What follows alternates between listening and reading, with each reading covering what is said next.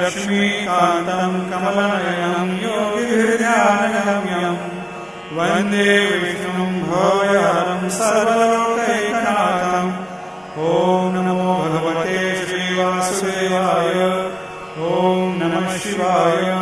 ॐ विश्वं विष्णुर्वषट्कारो भूतभव्यभवत्प्रभु भूतभृद्भावो भूतात्मा भूतभावनः भूतात्मा परमात्मा च मुक्तानां परमागतिः अव्ययपुरुषः साक्षी क्षेत्रज्ञो क्षरैव च योगो योगविदान्नीता प्रधानपुरुषेश्वरः नारसिंह वपुः श्रीमान् केशवः पुरुषोत्तमः सर्वशर्वशिवस्थाणुर्भूताधिर्निरव्ययः सम्भवो भावनो